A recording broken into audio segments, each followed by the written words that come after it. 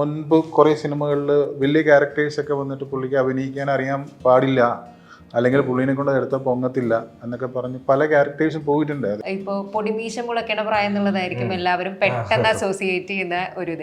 അതന്നെയാണോ കരിയറിലും ഒരു സംഗീത സംവിധാനത്തിന്റെ സ്പേസിൽ ഒരു ടേണിംഗ് പോയിന്റ്? സോക്കോൾഡ് നമ്മൾ എല്ലാവരും ഇഷ്ടപ്പെടുന്ന പാട്ട് എന്ന് പറയുന്ന ലേബിൾ എത്തിയപ്പോഴാണ് ഒരു പാട്ട് ഹിറ്റായി എന്ത് സംഭവിക്കുന്നത് എനിക്ക് മനസ്സിലാവും. അതുവരെയ്ക്ക് ഞാൻ അതിന്റെ രുചി അറിഞ്ഞിട്ടില്ല. എന്താവാൻ ഇഷ്ടം നമ്മളോട് ചോദിക്കുമ്പോൾ ചെറുപ്പത്തിൽ എനിക്ക് സിനിമാ നടിയാവണമെന്ന് പറയുമ്പോഴത്തേക്ക് അയ്യേ സിനിമാ നടി, അപ്പോൾ എന്തോ അത് വലിയ പ്രശ്നമുള്ളൊരു സ്ഥലമാണെന്നുള്ളത് അടിച്ചേൽപ്പിച്ചു. ഈ ഒരു കുട്ടി ഉണ്ടാവുക എന്ന് പറഞ്ഞൊരു കാര്യം ഈ രണ്ടുപേരും കൂടി ഉള്ളപ്പോഴാണ് സംഭവിക്കുക. ഇത് കുഞ്ഞുണ്ടാകുന്നത് നല്ല കാര്യം, കുഞ്ഞുണ്ടാകുന്നത് എങ്ങനെയെന്ന് പറയുന്നത് മോശം കാര്യമാകുന്നൊരു സൊസൈറ്റിയാണ് നമ്മുടെ. 145 കോടി മനുഷ്യരുള്ള ഈ രാജ്യത്ത് ഇത്രയധികം IVF ക്ലിനിക്കുകൾ വരുന്നു. എന്തിനു വേണ്ടിയാണ് ഒരു കുഞ്ഞ് ജനിക്കുന്നത്? കുമ്പളങ്ങി നൈറ്റ്സ് എന്ന് പറഞ്ഞാൽ ഞാൻ അങ്ങനെ പോയിട്ട് ഞാൻ പുള്ളിക്കാരനെ ശ്യാമിൻ്റെ അടുത്ത്, ശ്യാം വെരി ക്ലോസ് ആണ്. അപ്പോൾ ശ്യാമിൻ്റെ അടുത്ത് ശ്യാം എനിക്ക് ഒന്നാമത് കുമ്പളങ്ങി നൈറ്റ്സ് എന്നുള്ള പേര് ഞങ്ങളുടെ അടുത്ത്, അപ്പോൾ എനിക്കൊരു ക്യാരക്ടർ വേണം എന്ന് പറഞ്ഞ് ഞാൻ അങ്ങോട്ട് ചോദിച്ചതാണ്. അങ്ങനെ കിട്ടിയ ക്യാരക്ടറാണ് എനിക്ക് അതിനകത്ത് ചിറ്റപ്പൻ എന്ന് പറഞ്ഞ ക്യാരക്ടർ. ലാസ്റ്റ് ചെയ്ത സിനിമയെ പ്രൊഡ്യൂസ് ചെയ്ത സിനിമ എനിക്കുണ്ടായ നഷ്ടങ്ങൾ ചെറുതല്ല. മെന്റലി ആകാൻ ഭയങ്കര ലാസ്റ്റ് മൂവി. ഗാനഗന്ധർവ്വിൽ അഭിനയിക്കുമ്പോൾ ഞാൻ ഈ ആൽബത്തിന്റെ കാര്യം നമുക്കോട് പറഞ്ഞു. അപ്പോൾ നമുക്കൊക്കെ ഓർമ്മയൊന്നുമില്ല, അങ്ങനെ ഉണ്ടായി അല്ലേ? ശരി, അതെന്നായിരുന്നു? 2009 വിജയദാസിന്റെ ചെറിയൊരു മെമ്മറി ഒക്കെ ഉണ്ട്, അങ്ങനെ മറക്കുന്ന ആളൊന്നുമല്ല. അങ്ങനെ ഒരു ആൽബം ദാസറിന്റെ കൂടെ ചെയ്തിട്ടുണ്ട്. ഷൈനിയാണോ അതിന്റെ ലിറിക്സ് ഒക്കെ എഴുതി? അങ്ങനെ ചോദിച്ച് ഞങ്ങൾ അങ്ങനെ സംസാരിച്ച റിയൽ ആയിട്ട് എനിക്ക് വന്നൊരു സിനിമ സരിത തിയേറ്ററിന്റെ അവിടെയൊക്കെ എൻ്റെ ബൈജു എഴുതുന്ന ഫാൻസ് എന്നൊക്കെ പറഞ്ഞിട്ട് പിള്ളേർ കൊണ്ട് വെച്ചൊരു സിനിമയാണ് ട്രാഫിക്. നമുക്കൊരു കറക്ഷൻ അല്ലെങ്കിൽ കുറച്ചും കൂടി കൂടുതൽ മനസ്സിലാക്കാൻ, അഭിനയം മനസ്സിലാക്കാൻ അങ്ങനത്തെ ക്ലാസ്സുകൾ അറ്റൻഡ് ചെയ്യണം നല്ലതെന്നാണ് എൻ്റെ ഒരു അഭിപ്രായം. ഇപ്പം നമ്മൾ ഉദയനാണ് താരത്തിൽ അങ്ങനെ കണ്ടിട്ട് ഞാൻ അഭിനയിച്ച സിനിമയാണ്. ജഗതി ചേട്ടൻ വന്നിട്ട് പഠിപ്പിക്കുന്നുണ്ട്. സിനിമ മാത്രമല്ല അങ്ങനെ പഠിക്കാൻ പറ്റും തോന്നുന്നില്ല. എനിക്ക് 100% ഒരു സിനിമ, സൂപ്പർ സിനിമ ഉണ്ടാക്കാൻ പറ്റും. അത് നമ്മൾ ഇങ്ങനെ ഇതിൽ സംഭവിക്കട്ടെ.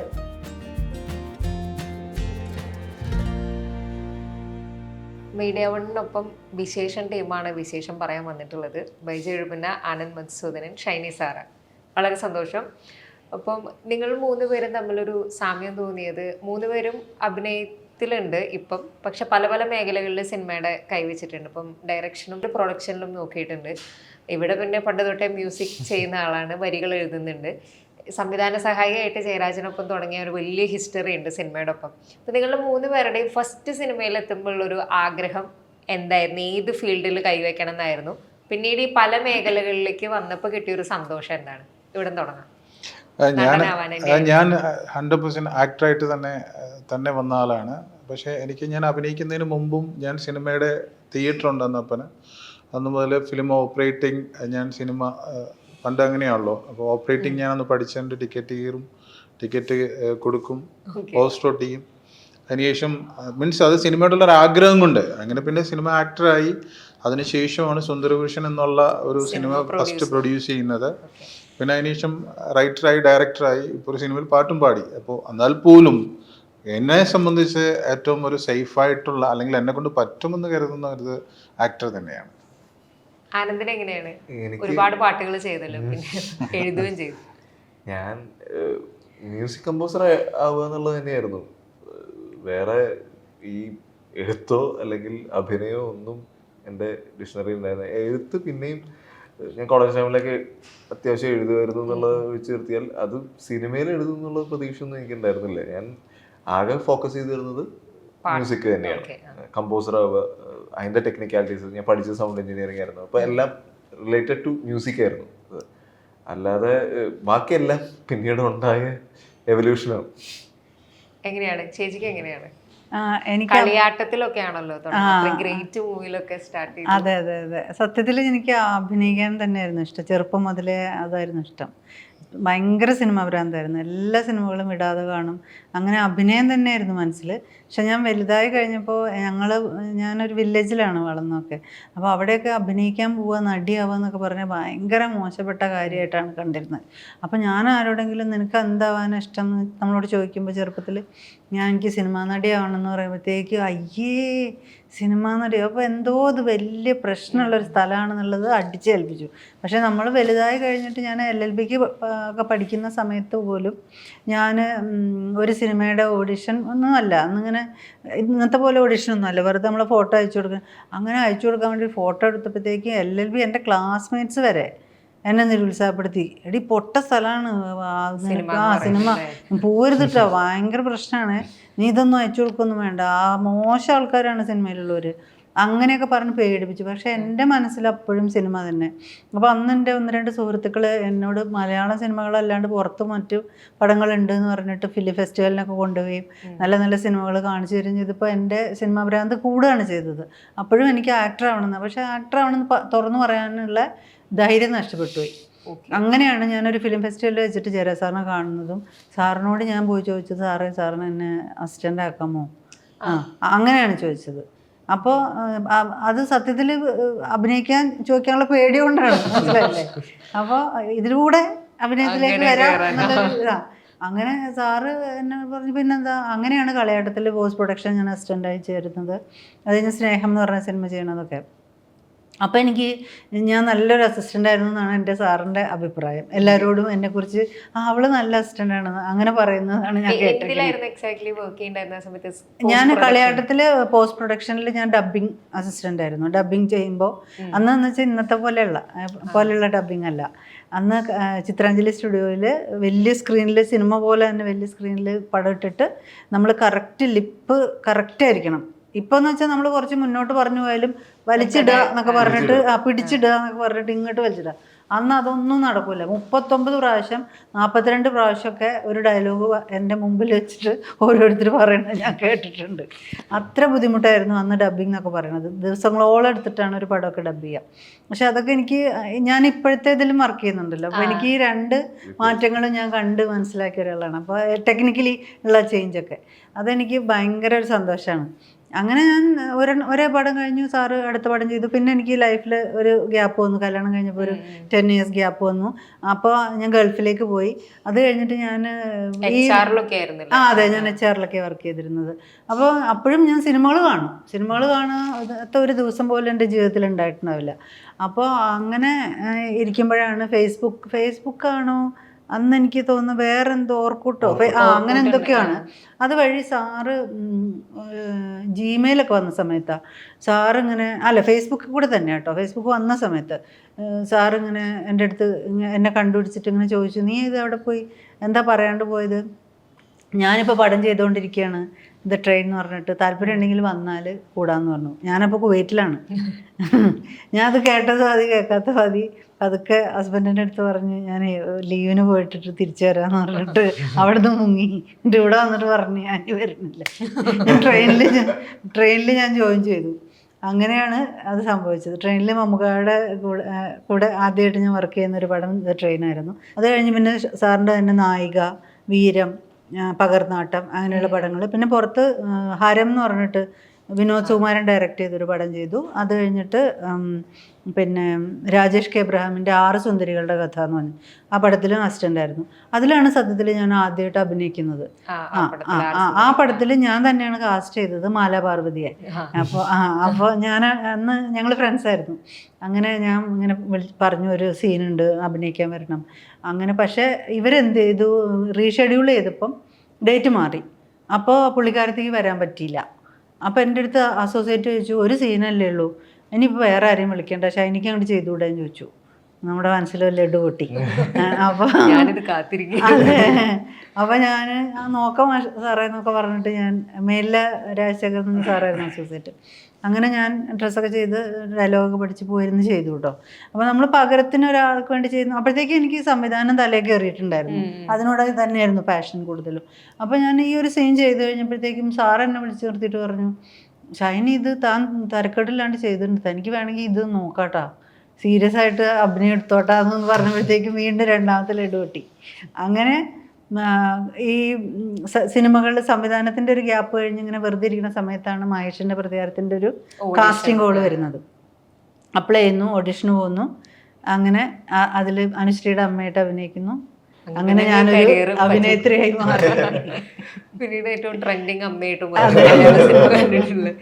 ഇപ്പോൾ വിശേഷത്തിലേക്ക് നമ്മൾ വന്നു കഴിഞ്ഞാൽ ഈ സിനിമയുടെ ട്രെയിലർ കാണുന്ന സമയത്ത് നമുക്കറിയാം ഇതിൻ്റെ ഒരു നമ്മൾ സ്ഥിരമായിട്ട് നാട്ടിൽ വിശേഷം സംബന്ധിച്ചിട്ട് വരുന്ന കുറേ സമ്മർദ്ദങ്ങളുണ്ട്. അപ്പൊ അതിനെ പറ്റിയൊക്കെ സിനിമ സംസാരിക്കുന്നുണ്ട്. രണ്ടുപേരുടെയും ക്യാരക്ടേഴ്സിനെയും കൂടി പറ്റിയിട്ട് എന്താണ് വിശേഷത്തില് എൻ്റെ ക്യാരക്ടർ സുഭാഷ് എന്ന് പറഞ്ഞ ക്യാരക്ടറാണ്. അതായത് അദ്ദേഹത്തിൻ്റെ ഷിജുവിൻ്റെ ചേട്ടൻ്റെ ക്യാരക്ടറാണ്. ഇത് ശരിക്കും ഈ ഒരു സ്റ്റോറി നറേറ്റ് ചെയ്തപ്പോൾ അപ്പോൾ ഞാൻ ചെയ്യുന്ന ക്യാരക്ടർ ഏതാന്ന് 100% എനിക്ക് അപ്പോൾ അറിയത്തില്ല. ഞാൻ പ്രതീക്ഷിച്ചിരിക്കുന്ന 1-2 സീനിലൊക്കെ വരുന്ന ഒരു ക്യാരക്ടർ, അതിനകത്തൊരു പോലീസ് ഓഫീസർ ക്യാരക്ടർ ഉണ്ട്. അപ്പോൾ അതാണ് എന്നോർത്തിട്ട് ഞാൻ ഇരിക്കുന്നത്. അപ്പോൾ ബാക്കി ക്യാരക്ടേഴ്സ് ഉണ്ട്. അപ്പോൾ ചിലപ്പോൾ നമ്മൾക്ക് മുൻപ് കുറേ സിനിമകളിൽ വലിയ ക്യാരക്ടേഴ്സൊക്കെ വന്നിട്ട് പുള്ളിക്ക് അഭിനയിക്കാൻ അറിയാൻ പാടില്ല, അല്ലെങ്കിൽ പുള്ളീനെ കൊണ്ട് എടുത്താൽ പൊങ്ങത്തില്ല എന്നൊക്കെ പറഞ്ഞ് പല ക്യാരക്ടേഴ്സും പോയിട്ടുണ്ട്. അത് ഏതൊക്കെയാണെന്ന് ഞാൻ പറയുന്നില്ല. അപ്പോൾ എൻ്റെ ഉള്ളിൽ പിന്നെ കുമ്പളങ്ങി നൈറ്റ്സിന് ശേഷം കുറേ സിനിമകൾ വന്നു, ക്യാരക്ടർ റോളുകൾ വന്നു, കുറേ ക്യാരക്ടേഴ്സ് വന്നു. അപ്പോൾ അതിന് ശേഷമാണ് പറയുന്ന ഈ പടത്തിൽ സുഭാഷ് ഏട്ടൻ എന്ന് പറയുന്ന ക്യാരക്ടറാണ് ബൈച്ചേട്ടൻ ചെയ്യാൻ പോകുന്നതെന്ന്. 100% എനിക്ക് വിശ്വാസം ഉണ്ടായില്ല. കാര്യം സിനിമയാണ്. അതിപ്പോൾ ഇവരൊരു തീരുമാനം എടുത്താലും സിനിമയുടെ ഇനി പല മേഖലകളിൽ നിന്നും പുള്ളീനെ കൊണ്ട് ഈ പറഞ്ഞ പോലെ അങ്ങനെ ഞാൻ ഫസ്റ്റ് അതിൽ അഭിനയിച്ച ആ സമയം മുതലാണ് ഞാൻ വിശ്വസിച്ച് ഈ സിനിമയിൽ ഞാൻ തന്നെയാണ് സുഭാഷ് ആവുന്നത്, എന്തായാലും ഇനി മാറ്റാൻ പറ്റത്തില്ല എന്നുള്ളത്. അപ്പോൾ പിന്നെ എന്നെ സംബന്ധിച്ച് ഭയങ്കര ഇതുണ്ട്. ഫസ്റ്റ് ടേക്ക് ഓക്കെയാണ് ദൈവമേ. അതിനകത്ത് ഫസ്റ്റ് സീൻ തന്നെ ഒരു വെച്ചിരിക്കുന്നത് അങ്ങനെ ഒരു പെർഫോം ചെയ്യേണ്ട ഭയങ്കര ഒരു സീനാണ് ആ പടത്തിലെ. അതെങ്ങനെ എനിക്ക് പെർഫോം ചെയ്യാൻ പറ്റും? ചില പറയാലോ ഒരു ദിവസം വരെ എനിക്ക് എൻ്റെ ലൈഫിൽ അങ്ങനെ ഉണ്ടായിട്ടുണ്ട്. ഒരു ദിവസമൊക്കെ അഭിനയിച്ച് കഴിഞ്ഞിട്ട് എന്തെങ്കിലും കാരണം പറഞ്ഞൊക്കെ വിട്ടിട്ടുണ്ട്. അത് അഭിനയിക്കാൻ അറിയാൻ പാടില്ലാത്തതുകൊണ്ടല്ല, അതല്ലാണ്ടൊക്കെ പല സിനിമ അറിയാമല്ലോ. അപ്പോൾ ആ സീൻ എനിക്ക് ഫസ്റ്റ് ടേക്ക് ഓക്കെ ആക്കാൻ പറ്റി. സെക്കൻഡ് ടേക്ക് ഒന്നുകൂടെ എടുത്തു എന്ന് പറയും, പക്ഷെ ഫസ്റ്റ് ടേക്ക് ഇവർ ഗംഭീരമാണെന്ന് പറഞ്ഞിട്ട് ചെയ്തു. അപ്പോൾ എന്നെ സംബന്ധിച്ച് ഈ സിനിമ ഞാൻ കേട്ട ആ സിനിമയിൽ നമ്മൾ ചില സിനിമകളിൽ നമ്മൾ ഭാഗമാണ്. ഇപ്പോൾ കുമ്പളങ്ങി നൈറ്റ്സ് എന്ന് പറഞ്ഞാൽ ഞാൻ അങ്ങനെ പോയിട്ട് ഞാൻ പുള്ളിക്കാരനെ ശ്യാമിൻ്റെ അടുത്ത്, ശ്യാം വെരി ക്ലോസ് ആണ്. അപ്പോൾ ശ്യാമിൻ്റെ അടുത്ത് ശ്യാം എനിക്ക് ഒന്നാമത് കുമ്പളങ്ങി നൈറ്റ്സ് എന്നുള്ള പേര് ഞങ്ങളുടെ അടുത്ത്, അപ്പോൾ എനിക്കൊരു ക്യാരക്ടർ വേണം എന്ന് പറഞ്ഞ് ഞാൻ അങ്ങോട്ട് ചോദിച്ചതാണ്.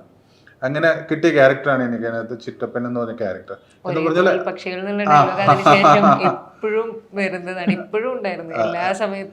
അതെ, ഇപ്പൊ ഒരു ബൈബിൾ വചനം, ബൈബിളിന്റെ ഒരു ഇത് വെച്ചിട്ട് ഇപ്പൊ അതിന്റെ ഞാനിപ്പോ അതും കൂടെ അല്ല ഒരു ഭയങ്കര ധ്യാനക്കാരൻ അച്ഛൻ അയച്ചു വന്നു. അപ്പോൾ വിശേഷം അങ്ങനെ അങ്ങ് തുടങ്ങിയതാണ്. ഞാൻ എൻ്റെ ലൈഫിൽ 300+ സിനിമകൾ കഴിഞ്ഞു.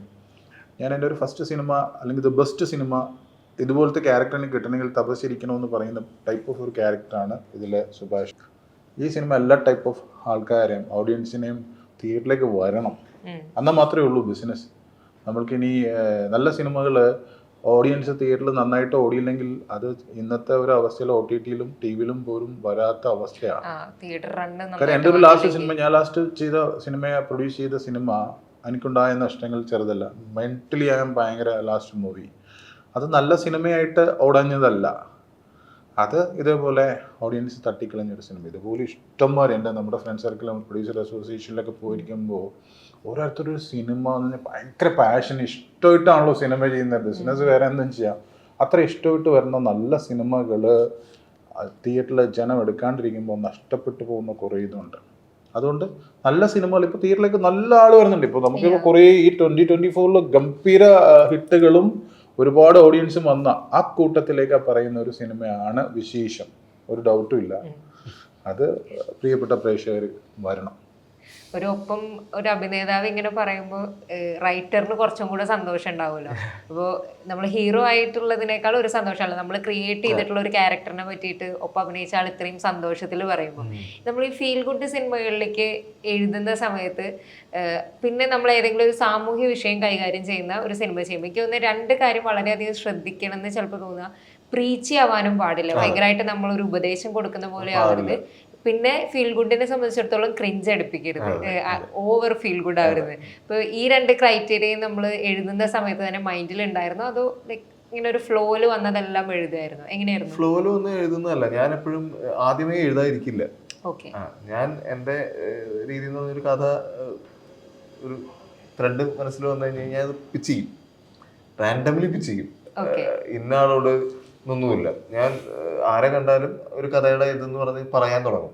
ഈ പറയാൻ തുടങ്ങുമ്പോൾ നമുക്ക് മനസ്സിലാവും എവിടേക്കാണ് അവരുടെ മുഖത്ത് നോക്കിയാൽ അറിയാം എന്താണ് പ്രശ്നമുള്ളിടത്ത് നെറ്റി ചുളിയും എല്ലാ അവരുടെ ബോഡി ലാംഗ്വേജ് നമുക്ക് കിട്ടും. അത് വികസിപ്പിക്കും തോറും ആ കോൺഫിഡൻസിലാണ് ഇത് മുന്നോട്ട് പോകുന്നത്. അപ്പൊ ഇതെല്ലാം കഴിഞ്ഞതിന് ശേഷം ഞാൻ എഴുതാനിരിക്കുള്ളൂ. അപ്പൊ എഴുതുക എന്ന് പറയുന്നത് എന്നെ സംബന്ധിച്ച് ഇപ്പൊ ഞാൻ ടൈപ്പ് ചെയ്യാണ് ചെയ്യുന്നത് ലിറ്ററലി പറഞ്ഞത്. അപ്പൊ ടൈപ്പ് ചെയ്യുമ്പോഴേക്കും എനിക്ക് 2-3 ദിവസത്തെ പരിപാടി ഈ ടൈപ്പ് ചെയ്ത് കേട്ടില്ലുള്ളൂ. പക്ഷെ അത് വരയ്ക്കും ഞാൻ ഈ സിനിമ ഒറ്റ സ്ട്രെച്ചില് ചിലപ്പോൾ 69 സീൻ 70 സീനൊക്കെ ഞാനിങ്ങനെ നേരത്തെ പറഞ്ഞ പോലെ ഇങ്ങനെ ഒറ്റ നിരയിലാണ് ഞാൻ പറയുക. അപ്പൊ ആ പറയുമ്പോ ഈ പറഞ്ഞ ക്രിഞ്ചും ഇതെല്ലാം പുറത്തേക്കാണ്. എല്ലാ നമുക്ക് അവരും ഇതിപ്പോ എന്താ വെച്ചാൽ നമുക്ക് വളരെ വെൽവിഷറായിട്ടുള്ള ഒരാളാണെങ്കിൽ ചിലപ്പോൾ പറഞ്ഞൊന്നും വരില്ല. പക്ഷെ അവരാ ഇരിക്കുന്ന ഇരിപ്പിൽ നമുക്ക് മനസ്സിലാവും, അവർക്ക് ബോറടിച്ചാൽ മനസ്സിലാവും, ഒക്കെ കിട്ടും. കാരണം ആ റെസ്പോൺസ് മോശമാണെങ്കിൽ നമുക്ക് കഥ പറയുന്നത് നമ്മുടെ താളം തെറ്റും. അപ്പോൾ അതുള്ളത് കൊണ്ട് അതാണ് എൻ്റെ ഡിക്ഷണറി. അപ്പുറത്തിരിക്കുന്ന ആളെന്താണ് എന്ന് നോക്കിയാണ് ഞാൻ കഥയിൽ മാറ്റങ്ങളും ഒക്കെ വരുത്തുന്നത്. ഇതില് ഉള്ള ഒരു കഥാപാത്രവും ഒരു അന്വേഷണമാണ്. നമ്മൾ ഒരു ടൈമിന് ശേഷം നമുക്ക് മുൻപ് ഇപ്പം ഫിലോമിന, നീന, സുകുമാരി, കൽപ്പന എന്ന് പറയുന്ന ഒരു ഗംഭീര നടി അധികം അങ്ങനെ അമ്മ വേഷങ്ങളിലേക്കായിട്ടുള്ള മറ്റ് വേഷങ്ങളാണ്. ഇപ്പൊ ഈ കോമഡി പ്ലസ് അമ്മ വേഷം നമുക്ക് ഒരു സമയത്ത് ഒരുപാടുണ്ട്. KPC ലളിത ഒരു സെറ്റ് ഓഫ് ആൾക്കാരുണ്ടായിരുന്നു. പിന്നെ ഒരു ഗ്യാപ്പായിരുന്നു. അമ്മ വേഷങ്ങളുണ്ട് പക്ഷെ കോമഡി കൈകാര്യം. പിന്നെയാണ് ആ ഒരു ഗ്യാപ്പിലേക്ക് ഇപ്പോൾ ഉള്ളതിൽ അതിൽ ഏറ്റവും മുമ്പിൽ നിൽക്കുന്ന ഒരാളാണ് ഷൈനി ചേച്ചി. അപ്പം ഇതിനകത്തുള്ള വേഷത്തെ പറ്റി എന്താണ് പറയാനുള്ളത്? പിന്നെ ഈ കോമഡി കലർന്ന അമ്മ വേഷങ്ങൾ അത് ഭയങ്കര രസമായിട്ട് ഇത്ര എളുപ്പത്തിൽ എങ്ങനെ ചെയ്യാൻ പറ്റുന്നു? അയ്യോ, അത് സംഭവിച്ചു പോകുന്നതാണ് കേട്ടോ. ഞാനായിട്ട് അതിൻ്റെ എല്ലാ ക്രെഡിറ്റും അതിൻ്റെ റൈറ്റേഴ്സിന് കൊടുക്കണം എന്നാണ് എനിക്ക് തോന്നാനുള്ളത്. പിന്നെ ഡയറക്ടർ തരുന്ന ഫ്രീഡം, അത് രണ്ടും ഇമ്പോർട്ടൻ്റ് ആണ്. ഈ പടത്തിലും ഏതാണ്ട് അങ്ങനെ കുറച്ച് കോമഡിയൊക്കെ ഉള്ളൊരു അമ്മയാണ്. നല്ല ഒരമ്മ, എനിക്ക് ഭയങ്കരമായിട്ട് ഞാൻ എൻജോയ് ചെയ്ത്. ഞാനും ആനന്ദവും കൂടി ഉള്ള സീനൊക്കെ ഉണ്ട്, നല്ല രസമുള്ളൊരു കോമഡി സീനൊക്കെ ഉണ്ട്. അമ്മായിമ്മയാണ്. അപ്പോൾ അതിൽ ഞങ്ങൾ തമ്മിൽ ഉള്ള സീനൊക്കെ ഉണ്ട്. അത് ഭയങ്കര രസമായിട്ടാണ്. നമ്മൾ അഭിനയിച്ചുകൊണ്ടിരിക്കുമ്പോൾ ഞാനിതിങ്ങനെ പറയുമ്പോൾ അപ്പോൾ അങ്ങനെ പറഞ്ഞോളൂ, അങ്ങനെയൊക്കെ ഞങ്ങളൊരു പ്രിപ്പറേഷൻ ചെയ്തിട്ട് ഞങ്ങളിത് അഭിനയിക്കാൻ നിൽക്കുമ്പോൾ ഈ ഡയറക്ടർ കട്ട് പറയില്ല. ഡയലോഗ് തീർന്ന് ഞങ്ങൾ എന്താ വെച്ചാൽ പ്രിപ്പയർ ചെയ്ത് വെച്ച ഡയലോഗ് കഴിഞ്ഞിട്ട് പിന്നെ ഞങ്ങൾ കയ്യിൽ നിന്നിടും.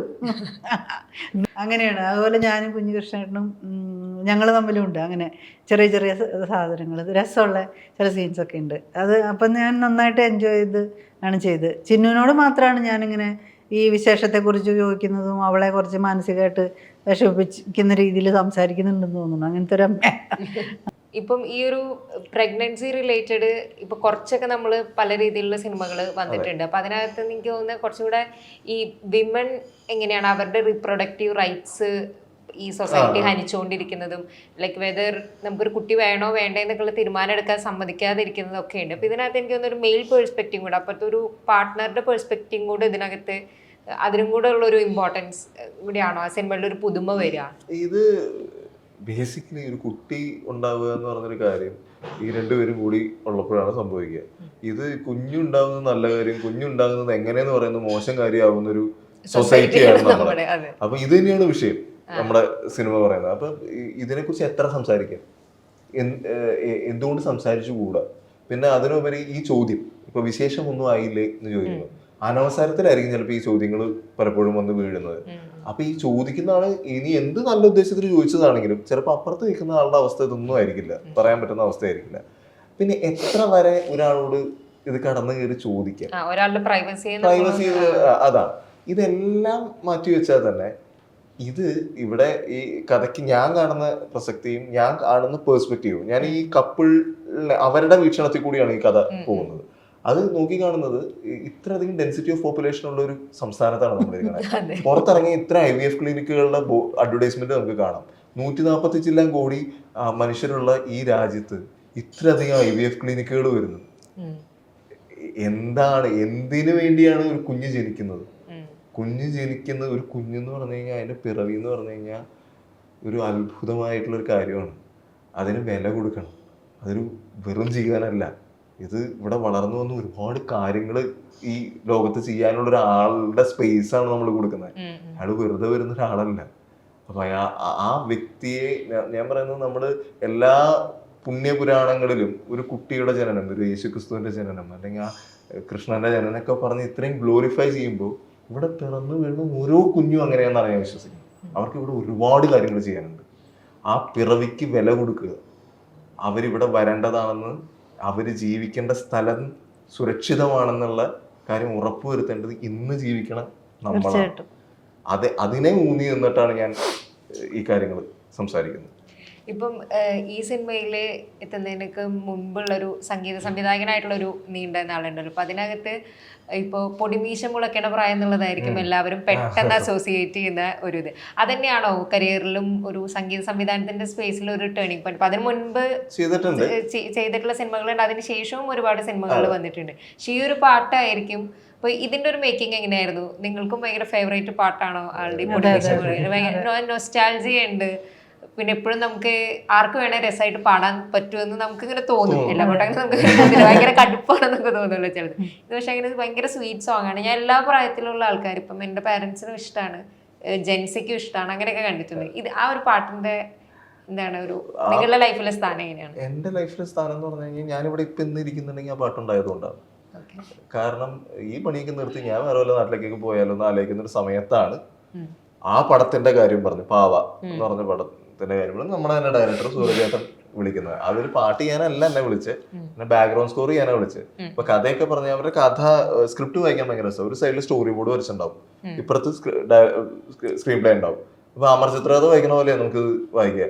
അപ്പൊ ഇത് വായിച്ചു കഴിഞ്ഞപ്പോ അതിനകത്ത് എഴുതിയിട്ട് ഈ മലമൂട്ടിൽ നിന്നൊരു മാപ്പിള മാലാഖ പോലെ ഈ പാട്ടിനെ ഒരു റെഫറൻസ് ഒക്കെ അതിനകത്ത് എഴുതി വെച്ചിട്ടുണ്ട്.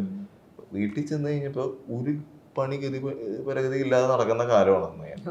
അപ്പൊ എന്തെങ്കിലും ചെയ്ത് രക്ഷപ്പെടുക എന്നുള്ള ഇത് മാത്രമേ ഉള്ളൂ. അപ്പം മുങ്ങി ചാവാൻ നേരത്ത് നമ്മൾ എന്തെങ്കിലുമൊക്കെ കാട്ടിക്കൂട്ടില്ലേ കയറിപ്പോയാൽ, അതുപോലെ കാട്ടിക്കൂട്ടിയ ഒരു ഐറ്റമാണ് പാട്ടായിട്ട് ഞാൻ കമ്പോസ് ചെയ്ത് വെച്ചു. കമ്പോസ് ചെയ്ത് വെച്ച് കഴിഞ്ഞ് അഡ്വർടൈസ്മെന്റ് ഒക്കെ ആയിട്ട് ബന്ധപ്പെട്ട് സൂര്യചേട്ടനായിട്ട് ദൈനംദിനം നമ്മൾ വർക്ക് ചെയ്യുന്നത്.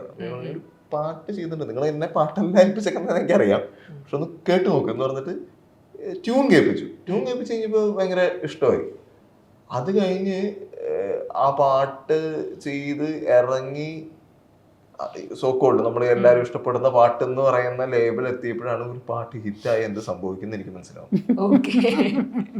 അതുവരെയ്ക്കും ഞാൻ അതിന്റെ രുചി അറിഞ്ഞിട്ടില്ല. അപ്പൊ അത് കഴിഞ്ഞപ്പോഴാണ് പിന്നെ പടങ്ങൾ വന്നു തുടങ്ങി, ഫ്ലോയില് വന്നു തുടങ്ങി. ഒരു ഇതിനകത്ത് എനിക്ക് തോന്നുന്നു ഒരു പടം നിങ്ങൾ ചെയ്തു എന്നുള്ളതിനെക്കാട്ടും ഇമ്പോർട്ടന്റ് ആണ് ചില നേരത്ത് നിങ്ങൾ ഇതൊരു സസ്റ്റെയിൻ ചെയ്യുക എന്ന് പറഞ്ഞ കാര്യം. ഇപ്പോൾ ചേട്ടൻ്റെ ഒരു സ്പേസിലേക്ക് നമ്മൾ വന്നു കഴിഞ്ഞാൽ ഒരുപാട് സിനിമകൾ ചെയ്തിട്ടുണ്ട്, അതിനകത്ത് ചെറിയ റോളുകളും എല്ലാം വന്നിട്ടുണ്ട് ഒരു അഭിനേതാവ് എന്നുള്ള നിലയിൽ നമ്മൾ നോക്കും. പക്ഷേ ചില വേഷങ്ങളിൽ സ്ക്രീൻ ടൈം ഭയങ്കര കുറവാണെങ്കിലും ആ കഥാപാത്രത്തെ നമ്മൾ ഓർത്തിരിക്കും. എനിക്ക് പെട്ടെന്ന് മനസ്സിലേക്ക് ഞാനിങ്ങനെ പ്രിപ്പയർ ചെയ്യാൻ വേണ്ടിയിട്ട് വന്നപ്പോൾ നോക്കിയപ്പോൾ ഭയങ്കരമായിട്ട് വന്നത് തുറുപ്പുകളെല്ലാം ഒരു ചെറിയ സീനുണ്ട്. ആ ഒരു ക്യാരക്ടർ ചെറിയ സീനല്ല, അതിന്റെ ചില ക്ലൈമാക്സിൽ ചെല്ലുമ്പോൾ കുറച്ച് അത്ഭുതപ്പെട്ട് പാർക്ക് മാറി നിൽക്കുന്നു തിരിഞ്ഞിരിക്കുന്നു പിടിച്ചിട്ട് റൂട്ടുണ്ട്. ഞാനും ബാബുരാജും സുരേഷ് കൃഷ്ണയും ഞങ്ങൾ ഓപ്പോസിറ്റ് ബന്ധന്മാരാണ്. അത് എന്താ വെച്ച് കഴിഞ്ഞാലേ അത് പെട്ടെന്ന് ആ സീൻ നമ്മൾ മറക്കില്ല. അത് മുഴുവൻ സമയത്ത് ഒരു വില്ലൻ പരിവേഷത്തോടെ ആളുണ്ടെങ്കിലും പെട്ടെന്ന് ഒരു പെട്ടുപോയില്ല. അല്ല, എന്നെ സംബന്ധിച്ച് ഇപ്പം നമ്മള് ഈ ഓരോ സിനിമകൾ, പഴയ സിനിമകളൊക്കെ ഇങ്ങനെ ടി വിയിൽ വന്ന് കുട്ടികൾ കണ്ടിച്ചിരിക്കുന്ന കുറേ സിനിമകൾ ഇപ്പോഴും വന്നുകൊണ്ടിരിക്കുന്നുണ്ട്. അപ്പോൾ ഈ സിനിമ തുറപ്പുകൾ, അതുപോലെ നീയും പെടും ജോസെ എന്ന് പറയുന്ന ഇവിടം അത് ഭയങ്കര ഉണ്ടെങ്കിൽ പോലും അതൊരു അങ്ങനത്തെ കുറേ സംഭവങ്ങൾ ഉണ്ടെങ്കിൽ പോലും നമുക്ക് പെർഫോം ചെയ്യാനായിട്ടുള്ള ഒരു സ്പേസ് എന്നൊക്കെ പറഞ്ഞത് ഇപ്പോഴേ ആയിട്ടുള്ളൂ. ഇപ്പൊ തുടങ്ങി വരുന്നതേ ഉള്ളൂ. ഇപ്പൊ കൂടിയൊന്നൊരു 5 വർഷമൊക്കെ ആയിട്ടുണ്ടാവും അങ്ങനത്തെ ക്യാരക്ടേഴ്സ് ചെയ്ത് വരുന്നത്. പിന്നെ എന്നെ സംബന്ധിച്ചൊരു ഭാഗ്യം എന്ന് പറഞ്ഞാൽ ഞാൻ സുകുമാരൻ ചേട്ടൻ്റെ കൂടെ അഭിനയിച്ചിട്ടുണ്ട്, തെക്കുറിച്ചി സാറിൻ്റെ കൂടെ അഭിനയിച്ചിട്ടുണ്ട്, രതീഷ്, അങ്ങനെയുള്ള എല്ലാവരും കൂടെ ഇപ്പോൾ അവർ അഭിനയിച്ചിട്ടുണ്ട്. ഒരു വർഷം പോലും സിനിമ ഇല്ലാണ്ട് എനിക്ക് ഇരുന്നിട്ടില്ല, ഇരിക്കാൻ പറ്റത്തില്ല. അപ്പൊ ഇപ്പോഴും ഈ പറയുന്ന ഇപ്പോഴത്തെ ഈ കാലഘട്ടത്തിലെ സിനിമകളിലും എനിക്ക് പാർട്ടാകാൻ പറ്റുക എന്നുള്ളത് എൻ്റെ സിനിമയെ ഞാൻ അത്രമാത്രം സിൻസിയറായിട്ട് സ്നേഹിക്കുന്നതുകൊണ്ട് മാത്രമാണ് ഇപ്പോഴും ഇങ്ങനെയുള്ള ക്യാരക്ടേഴ്സ് ചെയ്തിട്ട് നിൽക്കാൻ പറ്റുന്നത് എന്നുള്ളൊരു വിശ്വാസം ഉണ്ട്. അതിന് ഒരുപാട് താങ്ക്സ് ഉണ്ട്. കാര്യം ദൈവത്തോട്, അതിൽ എന്നെ ഇഷ്ടപ്പെടുന്ന, ഞാൻ വില്ലൻ ക്യാരക്ടേഴ്സ് ആണെങ്കിൽ എവിടെ ചെന്നാലും ഒരു സ്വീകാര്യതയുണ്ട്. ഒരു വില്ലനെ കാണുന്ന പോലെ അല്ല, അപ്പോൾ അത് തന്നെ എനിക്ക് ഭയങ്കര ഒരു സപ്പോർട്ടാണ്. എൻ്റെ ഒരു കരിയറിൽ ഒരു ഇത്രയും നാൾ കഴിഞ്ഞിട്ട് എന്താ പറയുക, ഒരു ഇങ്ങനെ വന്നിട്ട് ഒരു ഇങ്ങനെ വന്ന് എത്തി നിൽക്കുന്നത് ഈ സിനിമയാണ്, വിശേഷം തന്നെയാണ്. ഇപ്പം ട്രാഫിക്കിലെ വേഷം കൊച്ചിയില്ല, ഒരു സിറ്റുവേഷനില് ബിലാൽ കോളനി, അതൊക്കെ എനിക്ക് ഫസ്റ്റ് ഫാൻസ് അസോസിയേഷൻ ശരിക്കും റിയൽ ആയിട്ട് എനിക്ക് വന്നൊരു സിനിമ. സരിത തിയേറ്ററിന്റെ അവിടെയൊക്കെ എൻ്റെ ബൈജു എഴുപന്ന ഫാൻസ് എന്നൊക്കെ പറഞ്ഞ് എൻ്റെ പിള്ളേർ കൊണ്ട് വെച്ചൊരു സിനിമയാണ് ട്രാഫിക്. അങ്ങനെ കുറെ ക്യാരക്ടേഴ്സ് ഇങ്ങനെ എനിക്ക് കിട്ടിയിട്ടുണ്ട്. സംവിധാനത്തിന്റെ ഒരു മോഹം പറഞ്ഞല്ലോ, അപ്പോ അങ്ങനെ ഒരു ആഗ്രഹം കൂടെ എന്തെങ്കിലും സീരിയസ് ആയിട്ട് നടക്കുന്നുണ്ടോ? സംവിധാനത്തിലേക്ക് കടക്കാനുള്ള പ്ലാനുകൾ? സത്യത്തിൽ സിനിമയിൽ അഭിനയിക്കാൻ വന്ന് കുറച്ച് കഴിഞ്ഞപ്പോഴത്തേക്കും എൻ്റെ മനസ്സിൽ നിന്ന് അതങ്ങ് പോയി. കാരണം നമ്മൾ കാണുകയാണ് സംവിധായകരെ അല്ലേ, ഓരോ സിനിമയിൽ അഭിനയിക്കുമ്പോഴും ഓരോരുത്തർ കിടന്ന് ചക്രശ്വാസം വലിക്കുന്നു, കഷ്ടപ്പെടുന്നു കാണുമ്പോൾ അയ്യോ നമുക്ക് ഇത് തന്നെ മതി, ഇതാണ് സുഖം, പറയുന്ന സീന് വരിക, ചെയ്യുക, പോവാ. അതിന്റെ ഒരു സമാധാനം അനുഭവിച്ചപ്പോ ഞാൻ മറ്റേത് പതുക്കെ അങ്ങോട്ട് മാറ്റി വെച്ചു. കുറച്ച് ബുദ്ധിയും കൂടെ വേണം എന്നത്. അതെന്റെ ഞാനിപ്പോഴും ഞാൻ ഒരു കഴിഞ്ഞ ഇന്റർവ്യൂവിൽ പറഞ്ഞ ഷൈനിക്ക് 100% ഒരു സിനിമ ഡയറക്ട് ചെയ്യാൻ പറ്റും. കാര്യം ഞാൻ ഷൈനിയായിട്ട് ഇപ്പോൾ ഒരു സിനിമ ഞങ്ങൾ ഹസ്ബൻഡ് ആൻഡ് വൈഫായിട്ട് ഏകദേശം 25-30 ദിവസം ഉണ്ടായിരുന്നു. ജോമോൻ ടി ജോന്റെ വിശുദ്ധമജോ എന്ന് പറഞ്ഞ സിനിമ, എൻ്റെ വൈഫായിട്ട് ലിജോ മോൾ, എൻ്റെ മോള്. അപ്പൊ അങ്ങനെ വന്ന സിനിമയാണ്. അപ്പൊ ഞാൻ ഷൈനീനെ ഫസ്റ്റാണ് കാണുന്നത്. അപ്പൊ ഞാൻ ഷൈനീനെ നമ്മൾ വർക്കില്ലാത്തപ്പോഴും ആ വീട്ടിലുണ്ടെങ്കിലും നമ്മൾ ഓരോരുത്തരും ഇങ്ങനെ വാച്ച് ചെയ്തിരിക്കും എന്താണ്, പ്രത്യേകിച്ച് സിനിമ ഐഡിയ വന്ന ഇത് ഒരുപാട് പേര് ഇത് ചെയ്ത്. അപ്പൊ ഞാൻ കഴിഞ്ഞ ഇന്റർവ്യൂലും പറഞ്ഞ ഈ ഷൈനി പറയും, ഇപ്പൊ പറഞ്ഞില്ലേ, അത് ഷൈനിക്ക് 100% ഒരു സിനിമ, ഒരു സൂപ്പർ സിനിമ ഉണ്ടാക്കാൻ പറ്റും. അത് നമ്മൾ ഇങ്ങനെ ഇതിൽ സംഭവിക്കട്ടെ. അതെ, സംഭവിക്കട്ടെ.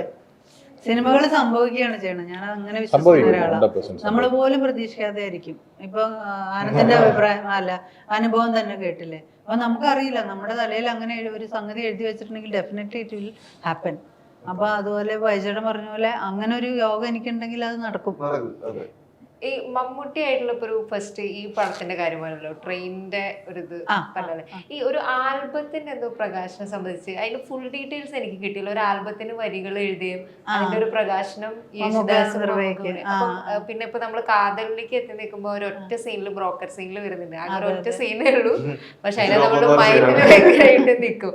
മമ്മൂട്ടി ആയിട്ടുള്ള ഒരു സൗഹൃദം അല്ലെങ്കിൽ ഒരു അതൊക്കെ എങ്ങനെയാണ്? ഞാൻ ജസ്റ്റ് നോക്കിയപ്പോഴാണ് കണ്ടത്. അത് 2009 ഞാൻ കുവൈറ്റിലായിരുന്നു ആ സമയത്ത്. ഞാൻ പറഞ്ഞല്ലോ, ഒരു സ്നേഹം എന്ന് പറഞ്ഞ സിനിമ കഴിഞ്ഞിട്ട് കല്യാണം കഴിഞ്ഞിട്ട് ഞാൻ കുവൈറ്റിലേക്ക് ഹസ്ബൻഡിന്റെ കൂടെ പോയി. അപ്പൊ അവിടെ ഞങ്ങളുടെ റൂം ഷെയർ ചെയ്തിരുന്നത്, ഫ്ലാറ്റ് ഷെയർ ചെയ്തിരുന്നത് ഒരു മ്യൂസീഷ്യൻ ആയിരുന്നു. അപ്പൊ അദ്ദേഹത്തിന്റെ കൂടെ ഞാനപ്പോ ഇൻസ്ട്രുമെന്റ്സ് ഒക്കെ, ഗിറ്റാർ, വയലിൻ, അതൊക്കെ അത്യാവശ്യം പഠിച്ചിട്ടൊക്കെ ഉണ്ട്.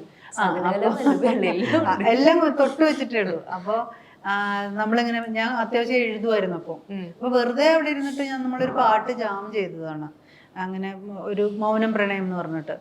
അങ്ങനെ അത് ഞങ്ങളുടെ ഒരു സുഹൃത്ത് അത് കേട്ടു, പുള്ളിക്ക് അത് ഇഷ്ടപ്പെട്ട. പുള്ളി പറഞ്ഞു നമുക്ക് ഇന്ന് ഒരു ആൽബം ആക്കിയാലോ, കുറച്ച് പാട്ടുകളും കൂടി ഷൈൻ എഴുതും. ഞാൻ പറഞ്ഞു എനിക്ക് എഴുതാനൊന്നും അറിയില്ല, ഇത് ഞാൻ വെറുതെ ഇങ്ങനെ വെറുതെ കുത്തിക്കുറിച്ചാൽ മതി, അങ്ങനെ കുറച്ച് പാട്ടുകൾ എഴുതുമെന്ന് പറഞ്ഞിട്ട് പുള്ളി നിർബന്ധിച്ചിട്ട് ഞാൻ 3-4 പാട്ടുകളും കൊണ്ട് എഴുതി. പുറത്തുനിന്ന് ഞങ്ങൾ 2 പാട്ട് വേറെ ആൾക്കാരെ കൊണ്ട് എഴുതിച്ചിട്ട് അങ്ങനെ ഒരു ആൽബത്തിന്റെ ഒരു പ്ലാൻ ഉണ്ടായി. നാട്ടിൽ വന്നിട്ട് സുജാത, വിജയ് യേശുദാസ്, വിനീത് ശ്രീനിവാസൻ, പിന്നെ ശ്വേത മോഹൻ, ഇവരൊക്കെയാണ് ആ പാട്ടുകൾ പാടിയത്. ഞങ്ങൾ ഇവിടെയൊക്കെ നടന്ന് ഇവരെ കൊണ്ടൊക്കെ റെക്കോർഡ് ചെയ്യിപ്പിച്ചു.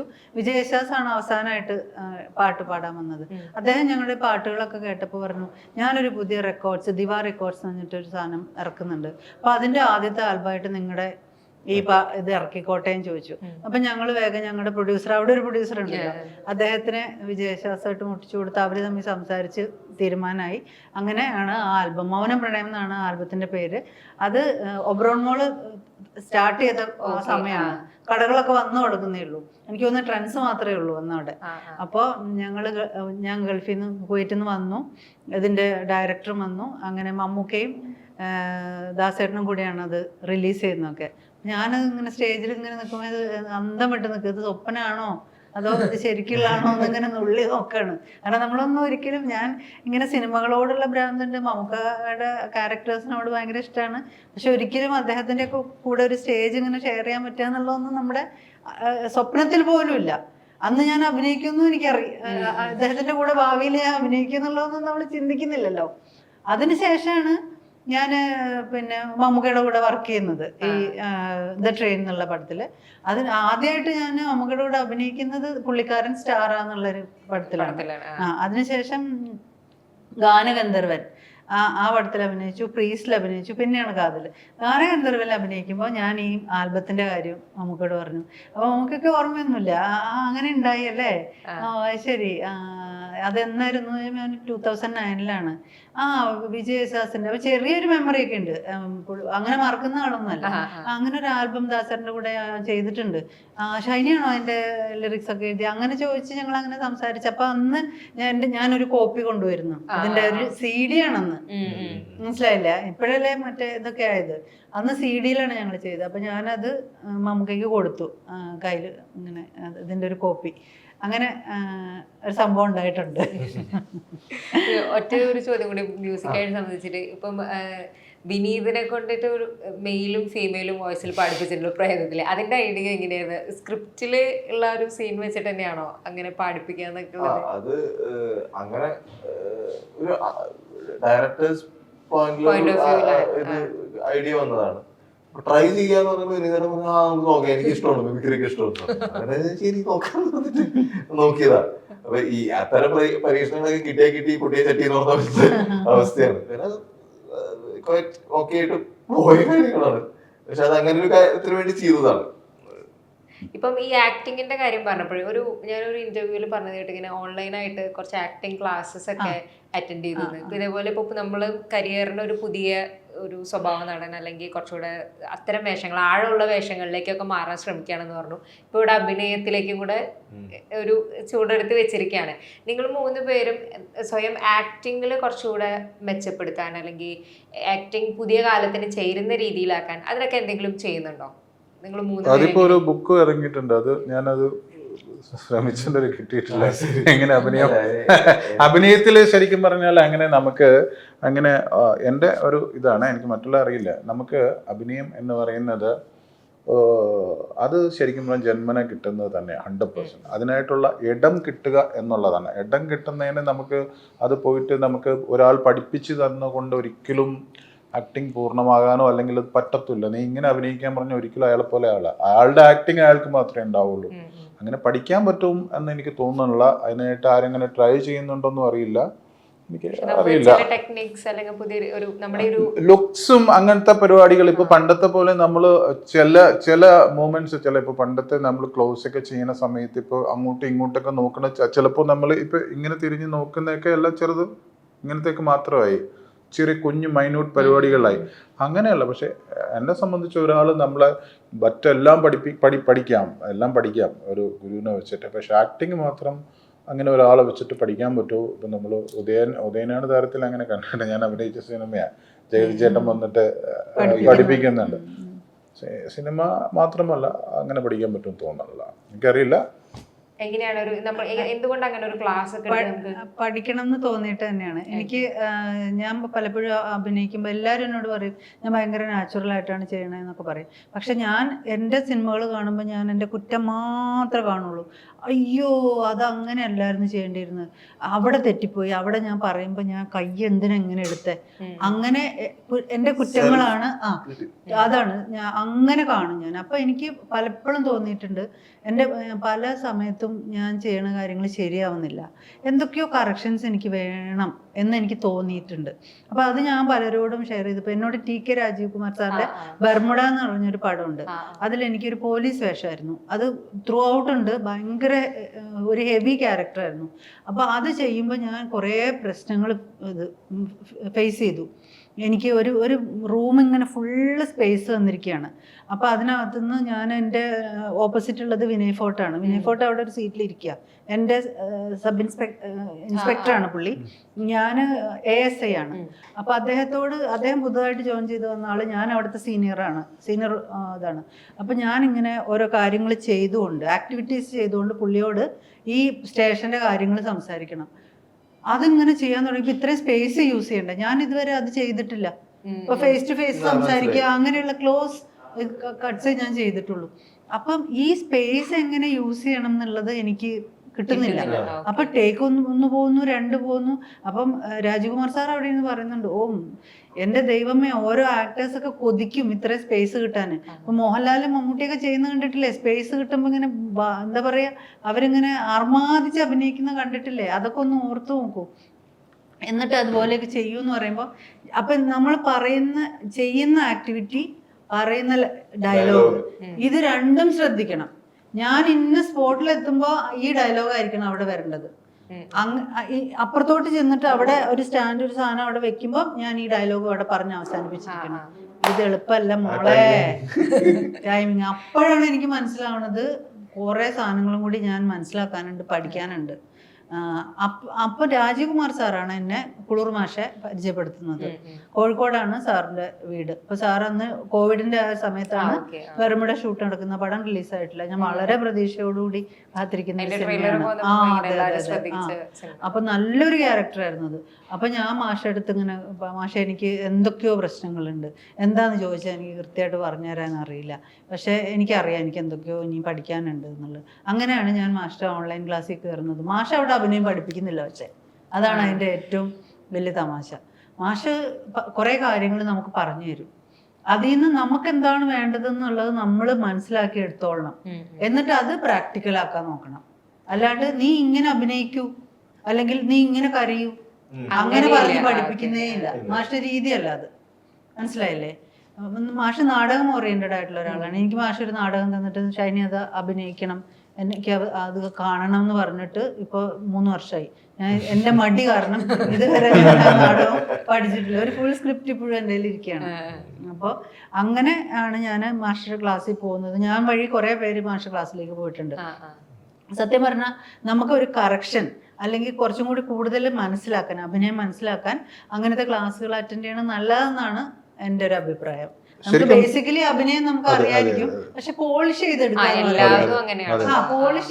എന്ന് പറയില്ലേ? എനിക്കൊന്ന് മമ്മൂക്കയൊക്കെ സ്വയം പോളിഷ് ചെയ്യുന്ന ഒരാളാണ്. നമുക്ക് എപ്പോഴും പറയല്ലോ നമുക്ക് ഒരു ബോൺ ആക്ടർ അല്ല എന്ന് നമുക്ക് തന്നെ പറയാറുണ്ട്. പക്ഷെ എന്തുകൊണ്ട് അദ്ദേഹം മികച്ച നടനായി മാറി?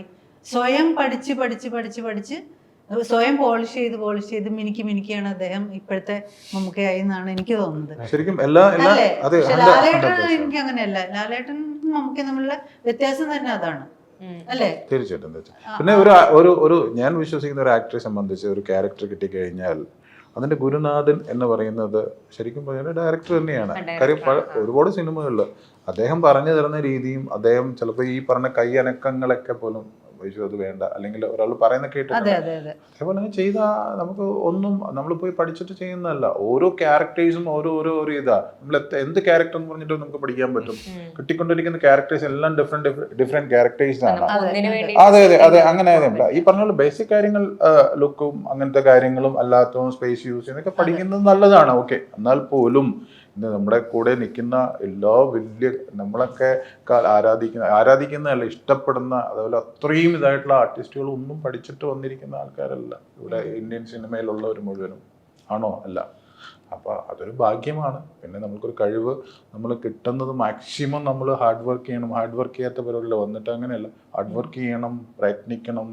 അങ്ങനെ മാത്രമേ ഈ സിനിമ എന്ന് പറയുന്നതിൽ ആക്ടറെ സംബന്ധിച്ചല്ല എല്ലാവരും. കാര്യം അത്രയും പേര് പുറത്തൂടെ പോകുന്ന ഒരാളെ വിളിച്ചിട്ട് അഭിനയിക്കാൻ പറഞ്ഞാൽ എന്നേക്കാളും നന്നായിട്ട് അഭിനയിക്കുന്ന ആൾക്കാരായിരിക്കും.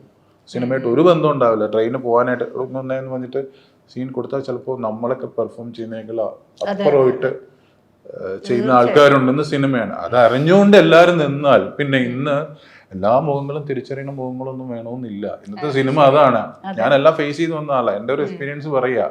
പണ്ടൊക്കെ നമ്മൾ പോസ്റ്റ് ഒട്ടിക്കുന്ന സമയത്ത് മറ്റു പടങ്ങളും തിയേറ്ററിൽ കളിക്കില്ലായിരുന്നു. ഇപ്പം അതല്ല, കണ്ടന്റാണ്, സബ്ജക്റ്റാണ് ഹീറോ. അല്ലാണ്ട് അതിൽ അഭിനയിക്കുന്ന ഇന്ന ആള് ഒന്നുമല്ല. പിന്നെ നമ്മുടെ ഇഷ്ടപ്പെട്ട ആൾക്കാരുണ്ട്, അത് വേറെ രീതിയാണ്. അവർ അഭിനയിക്കുന്ന കാണാനല്ല, മമ്മൂക്കയും ലാലേട്ടനും അഭിനയിക്കുന്ന സിനിമകൾ അവരുടെ അഭിനയം കാണാനല്ല, അതൊരു ഇഷ്ടവും ഇത്രയും നാൾ കണ്ടിരിക്കുന്ന ആളുടെ അതൊരു പാട്ടാണ്. ഇങ്ങനെയുള്ള സിനിമകൾ വരുമ്പോൾ ആർക്കും ചെയ്യാം. അതിനുള്ളൊരു എന്താ പറയുക, ഒരു കുന്ന് പ്രേക്ഷകർ കൊടുത്തു. അതുകൊണ്ടാണ് വിശേഷം പോലുള്ള സിനിമകൾ ഉണ്ടാകാൻ പോകുന്നത്, അത് ഗംഭീരമാകാൻ പോകുന്നത്, അടിപൊളിയാകാൻ പോകുന്നത്. സപ്പോർട്ട്. വിശേഷം അപ്പോൾ ഒരു മികച്ച സിനിമയായിട്ട് തന്നെ തിയേറ്ററുകളിൽ എത്തട്ടെ.